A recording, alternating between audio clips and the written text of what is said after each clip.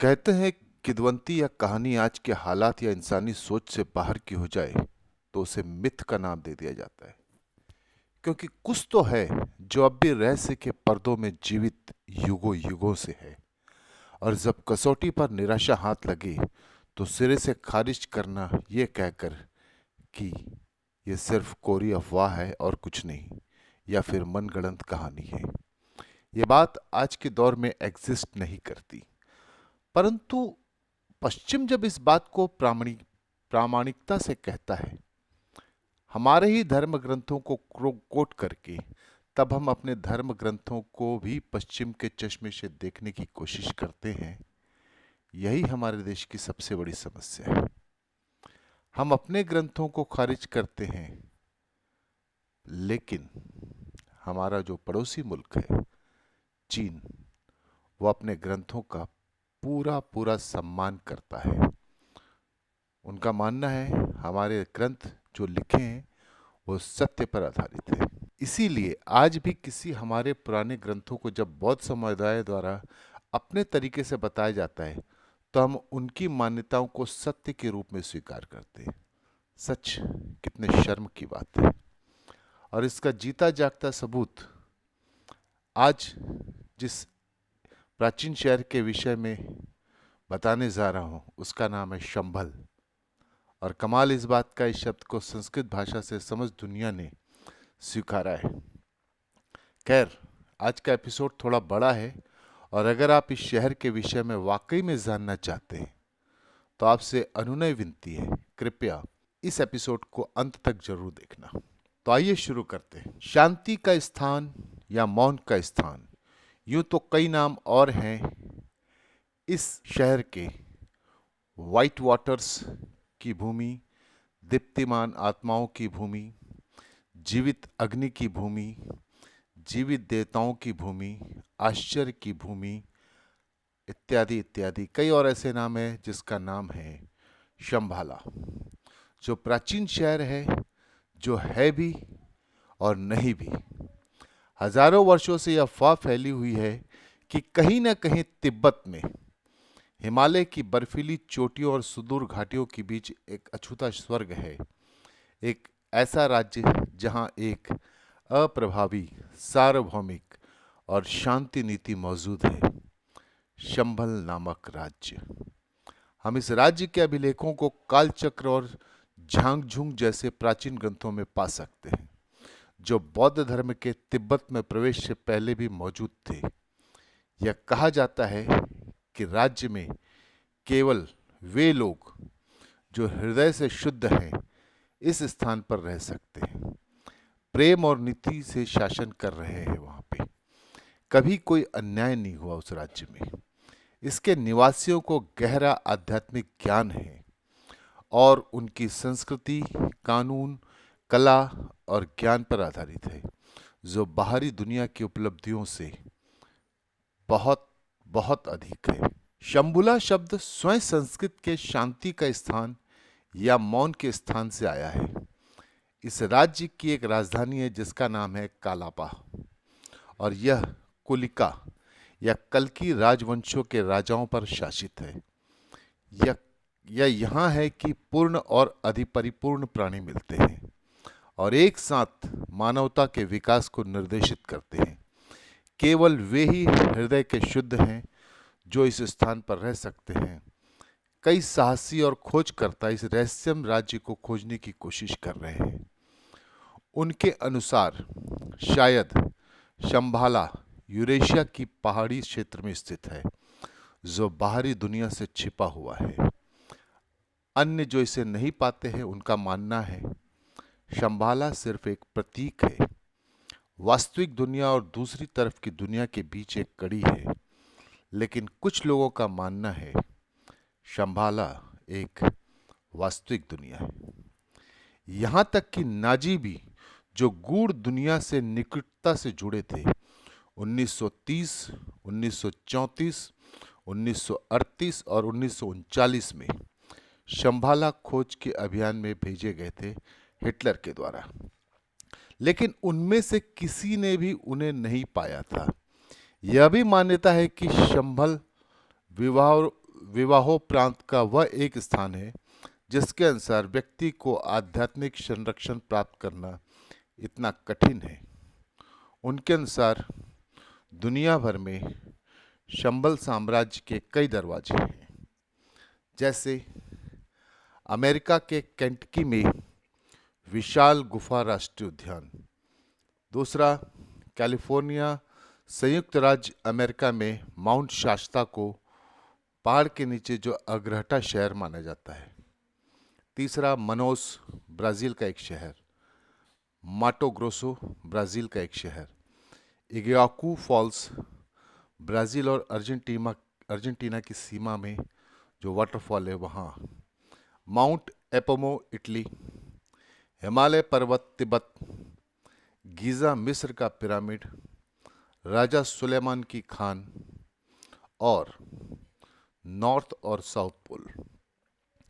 लेकिन अब तक शंबाला या शंग्रीला का अस्तित्व वैज्ञानिक रूप से सिद्ध नहीं हुआ है और अंत में अभी भी एक रहस्य और किंवदंती बनी रहेगी जो हिमालय की बर्फ की मोटाई में दफन है, लेकिन स्पष्ट रूप से राज्य अब तक नहीं मिला है। हालांकि ऐसे लोग हैं जो मानते हैं कि उस स्थान की तलाश करने वाले भिक्षु मिल गए थे और वो वहीं पे रहते हैं, अनवरत इस बात की खोज के लिए कि कभी तो शंभुला या शंभाला उन्हें मिलेगा। दरअसल शंभाला को अगर आप बौद्ध समुदाय के काल चक्र का जो यंत्र है उससे समझने की कोशिश करें तो उसमें क्या है, इसे शंभाला के थिंग्स पर भी दर्शाया गया है। तिब्बती वर्णनों के अनुसार शंभाला का राज्य एक विशाल 8 पंखुड़ियों वाले कमल के आकार का है।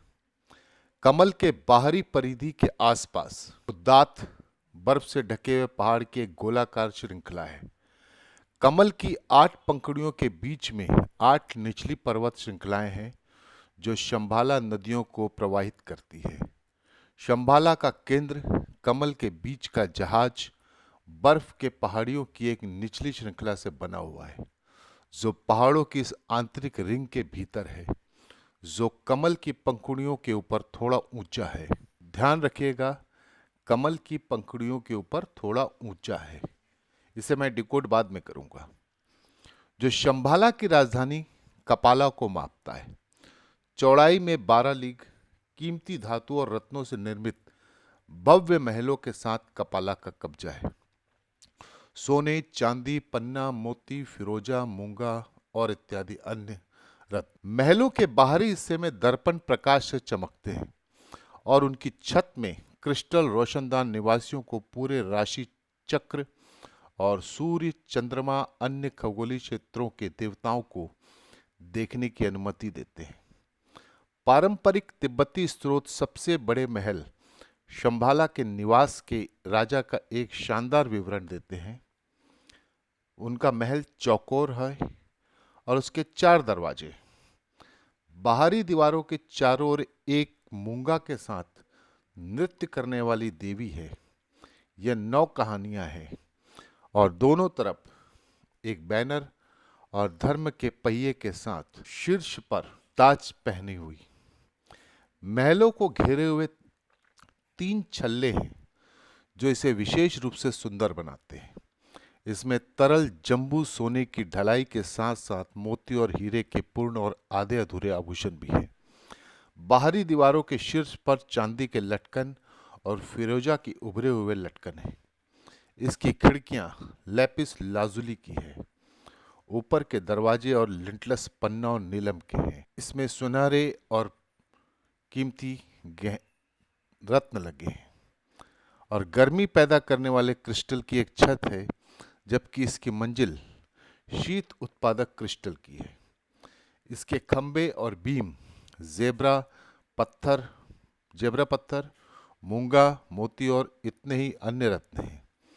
इसके पास कई अन्य बेशकीमती खजाने भी हैं, जैसा कि अटूट खजाना फूलदान, कामधेनु गाय, बिना काट छाट के फसल और इच्छा अनुदान देने वाला पेड़, जिसे हम हिंदू शास्त्र के हिसाब से कल्पतरु का पेड़ कहते हैं। शंबला के शासक राजा जंबा नदी से सोने से बने सिंहासन पर बैठते हैं।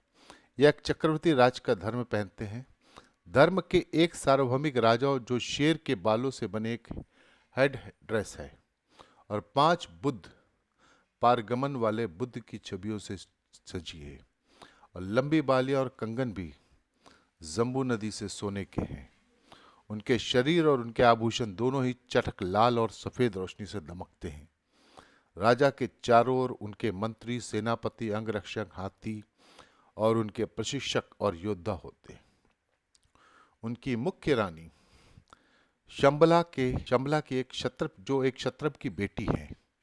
उसके अलावा और भी कई रानियां हैं और कई बेटे बेटियां हैं। वहां पर किसी शिशु के जन्म के बाद सफेद कमल के फूल गिरते हैं।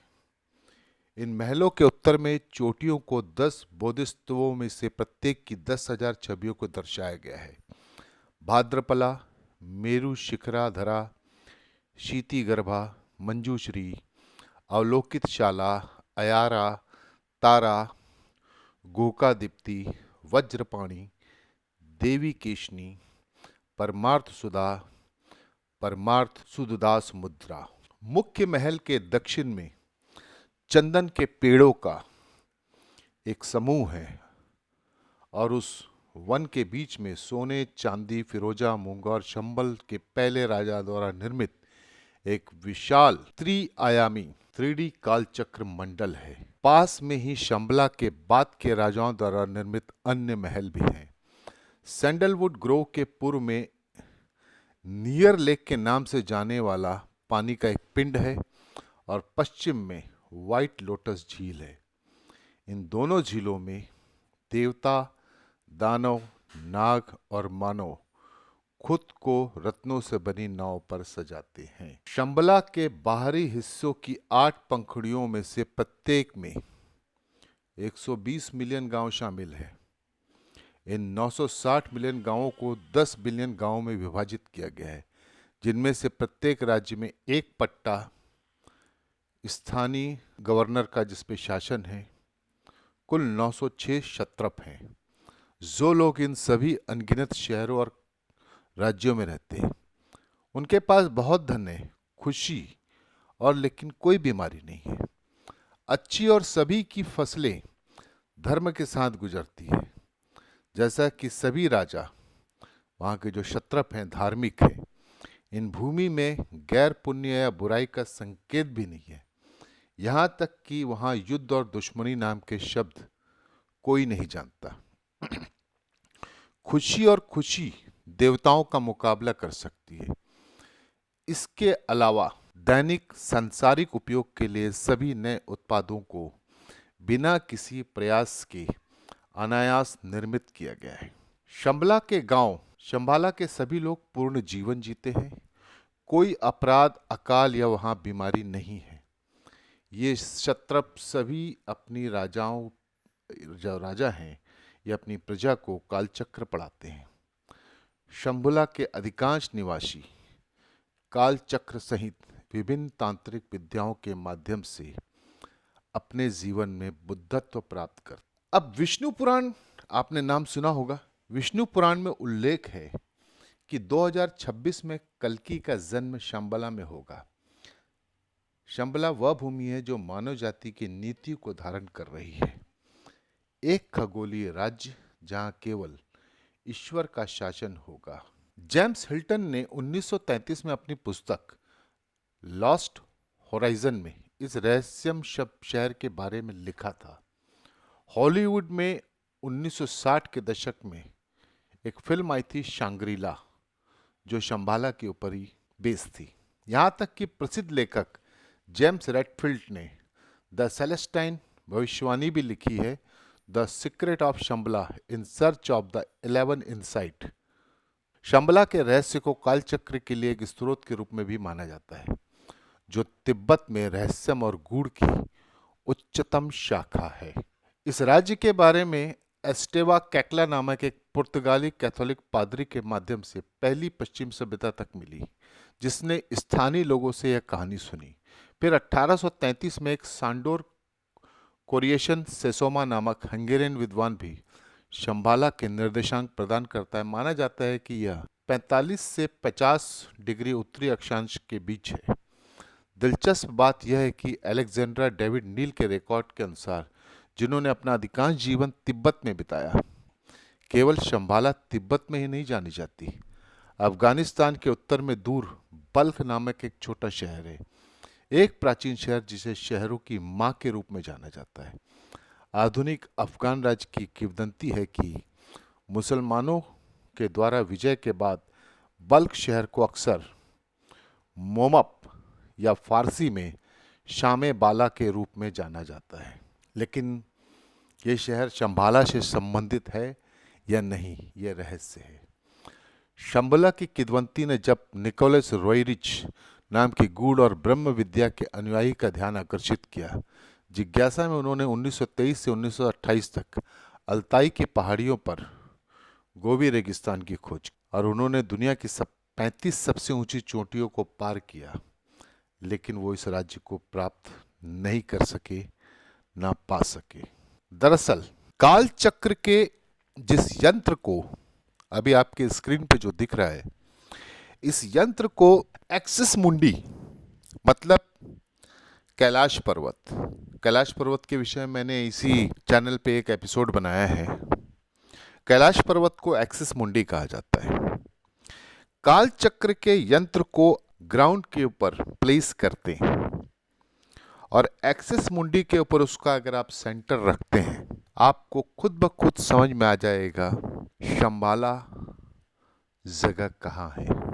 इस एपिसोड में मैंने जो दो झीलों का जिक्र किया, एक वाइट वाटर्स और एक दूसरी झील, ये दोनों झील का वर्णन कैलाश पर्वत पे जो एपिसोड बनाया है उस पे ही मैंने बताया है। एक मीठे पानी की झील है, खारे पानी की झील है।